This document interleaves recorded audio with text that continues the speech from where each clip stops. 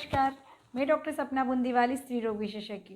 आज ये वीडियो मैंने कोरोना और प्रेगनेंसी टॉपिक पे बनाया है, जिसमें हम बात करेंगे उन सारे प्रश्नों की जो मेरी सारी गर्भवती महिलाओं के मन में हैं। जैसे कि मेरा प्रेगनेंसी में अगर कोरोना हो गया तो मेरा क्या होगा, मेरे को कुछ कॉम्प्लिकेशंस तो नहीं होंगे, मेरे बच्चे पे कोई इफ़ेक्ट तो नहीं आएगा, अबॉर्शन तो नहीं होगा, मुझे कोरोना में प्रेगनेंसी हो गई तो टर्मिनेट करने की आवश्यकता तो नहीं है, मेरा डिलीवरी कैसे होगी, ऑपरेशन होगी, नॉर्मल होगी। ये सारे प्रश्न और भी बहुत सारे, क्या खाना है, क्या पीना, सब कुछ इस वीडियो में मैं आपको बताने जा रही हूँ, तो अंत तक ज़रूर सुनिएगा। तो सबसे पहले हम बात करें कि क्या प्रेगनेंसी में कोरोना ज़्यादा होता है, तो मैं आपको बता दूं कि प्रेगनेंसी में कोरोना के उतने ही चांस है जितनी जनरल पब्लिक में कोरोना होने के चांस है, बिकॉज ये वायरल इन्फेक्शन है। तो प्रेगनेंसी अपने आप में थोड़ी सी इम्यूनो कॉम्प्रोमाइज़ कंडीशन होती है, तो वैसे भी इसमें थोड़ा सा वायरल फ्लू टाइप के सिम्टम्स आने की संभावना ज़्यादा होती है, उतनी ही संभावना कोरोना वायरस के भी इन्फेक्शन होने की है। हाँ, लेकिन जो पेशेंट्स डायबिटिक हैं, हाइपरटेंसिव है, जिनको हार्ट डिसीज़ है, जिनको अस्थमा है, ऐसे पेशेंट या immuno compromise patient, heart liver transplant वाले या किडनी ट्रांसप्लांट वाले पेशेंट्स हैं, उनमें ये इन्फेक्शन होने के चांस ज़्यादा है और उन्हीं में कॉम्प्लिकेशंस के चांस भी ज़्यादा होते हैं। दूसरी इम्पॉर्टेंट बात होती है कि क्या इससे अबॉर्शन होने के चांस है, तो नहीं, इससे कोई अबॉर्शन होने के चांस नहीं है और इसमें आपको अबॉर्शन करवाने की या टर्मिनेट करवाने की आवश्यकता नहीं है। बच्चे में ऐसी कोई वंशानुगत प्रॉब्लम ये कोरोना नहीं करवाता है, ये अबॉर्शन हो जाए ऐसी कोई स्थिति पैदा नहीं करता है। जहाँ तक देखा गया है कि अगर प्रेग्नेंट महिला को होता है तो अभी तक जितने एविडेंसेस हैं उनमें ये साबित नहीं हुआ है कि अगर माँ को कोरोना है तो बच्चे को भी कोरोना होगा ही। लेकिन इस पर रिसर्च चल रही है, तो धीरे धीरे रिजल्ट हमें आगे आने वाले समय पे पता पड़ेंगे। इसके अलावा ये देखा गया है कि वेजाना के सिक्रेशंस में से भी कोरोना वायरस नहीं निकलता है, ब्रेस्ट फीडिंग में भी नहीं निकलता।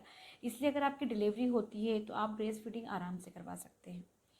अगली इम्पॉर्टेंट बात है कि हमें एंटीनेटल चेकअप का क्या करना है। जैसे अभी लॉकडाउन लगा हुआ है और कोरोना बहुत ज़्यादा, second layer of corona really बहुत डेंजरस है, क्योंकि इसमें स्प्रेड बहुत तेज़ी से हो रहा है और ये लीथल भी ज़्यादा है। इसके जो सिम्टम्स होते हैं बहुत ही वेरी कर रहे हैं। तो इसके लिए मैं एंटीनेटल विजिट के लिए आपको एडवाइस करूँगी कि आप डॉक्टर से जहाँ तक हो वीडियो कंसल्टेशन ले लें, और जो इंपॉर्टेंट विजिट्स है लाइक 6 वीक्स, 12 वीक्स और 20 वीक्स, 28 वीक्स और 36 वीक्स, ये 4-5 विजिट इंपॉर्टेंट होती है, क्योंकि इस टाइम पे कुछ इन्वेस्टिगेशंस और सोनोग्राफी होती है, तो उस टाइम पर आप डॉक्टर को जाकर ज़रूर दिखा लें। बाकी टाइम आप वीडियो कंसल्टेशन ले लें। मैं भी वीडियो कंसल्टेशन के लिए अवेलेबल हूँ, मेरा नंबर मैं आपको डिस्क्रिप्शन में दे दूँगी। तो ये जो विजिट्स हैं इन पे आप जाइए, बाकी आप वीडियो कंसल्टेशन ले लीजिए।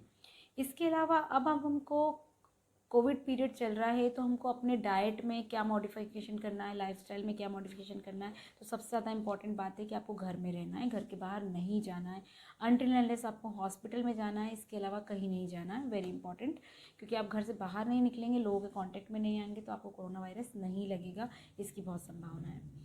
तो सबसे पहला लाइफस्टाइल मॉडिफिकेशन यही है कि आपको घर में रहना। घर में रह के आपको सुबह उठ के योगा, प्राणायाम, मेडिटेशन, जैसे कि मैंने वीडियोस में बताया, वो करना, ब्रीदिंग एक्सरसाइज करना बहुत इंपॉर्टेंट है, क्योंकि उसी से आपकी इम्यूनिटी बूस्टअप होगी।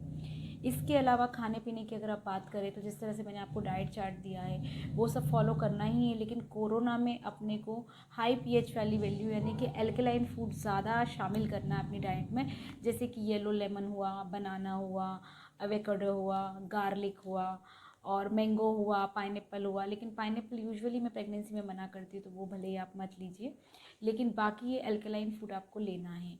इसके अलावा पानी की क्वांटिटी बढ़ानी है, क्योंकि गर्मी भी है और कोरोना की वजह से दोनों ही चीज़ों से हमको सेफ्टी मिलेगी अगर हम पानी और लिक्विड डाइट ज़्यादा लें। तो हमें ज़्यादा से ज़्यादा जूसेस, ज़्यादा से ज़्यादा पानी, नारियल पानी का सेवन करना है। तो ये हमारी डाइट का हमें ध्यान रखना है। इसके अलावा हमें स्पेसिफिक मेजर्स क्या करना है ताकि हमें कोरोना नहीं हो। अब बहुत सारे सोशल मीडिया पे बहुत सारी चीज़ें चलती हैं कि ऐसा खाना है, ऐसा रहना है, ये काढ़ा पीना है, ये चीज़ें खाना है, आपको गिलोय खाना है, विटामिन सी और जिंक लेना। डेफिनेटली बिल्कुल सही कहा गया है। आपको आपकी डाइट में विटामिन सी और जिंक वाले, विटामिन सी यानी कि साइट्रस फ्रूट्स जो होते हैं वो लेना है, जिंक कंटेनिंग लाइक आपको ड्राई फ्रूट्स लेना है, स्प्राउट्स लेना है और एंटीऑक्सीडेंट्स वाली चीज़ें लेना है।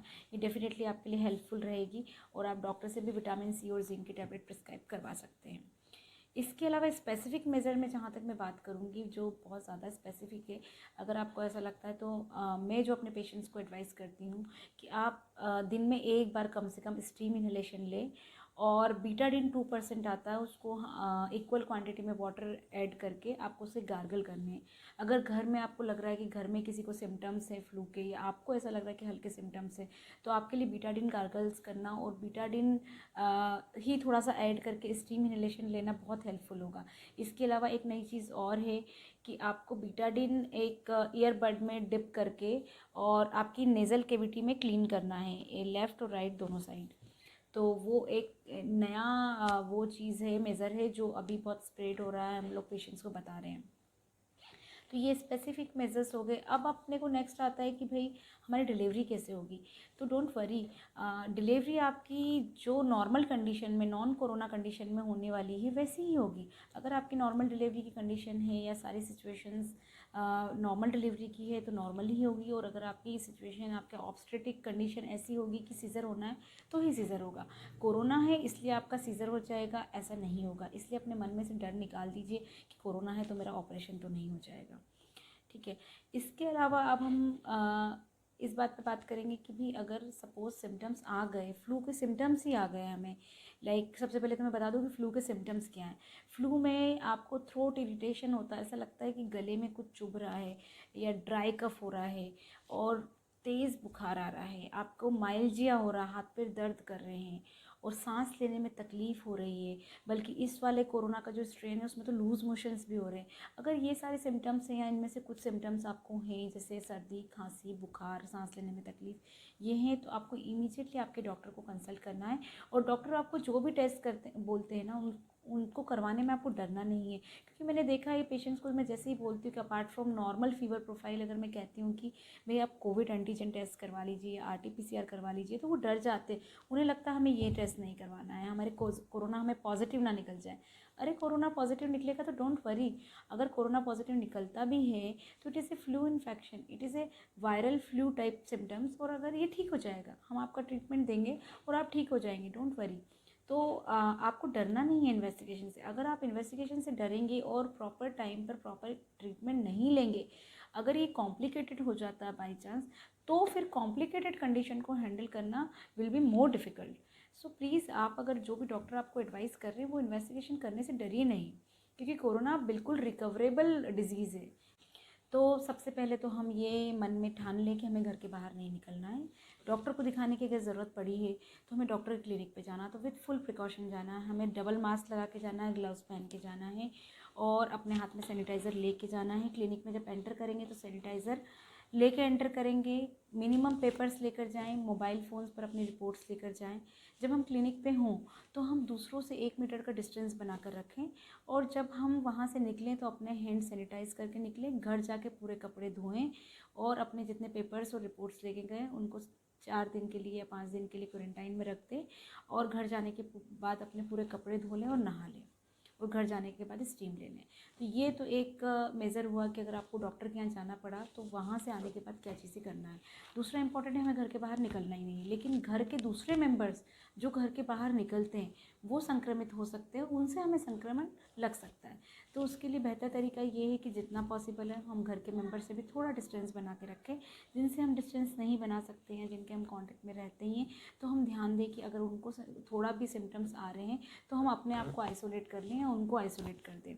और जो मैंने स्पेसिफिक मेजर्स जैसे बीटाडिन के गार्गल्स, स्टीम इन्हेलेशन और बीटाडिन से नेज़ल कैविटी क्लीन करने के लिए बताया, वो करें। तो ये वो बहुत ही इंपॉर्टेंट है।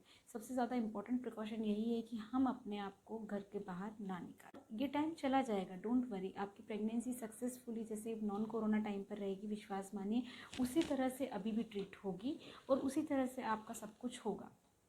डरना नहीं है, be positive, stay safe, stay healthy.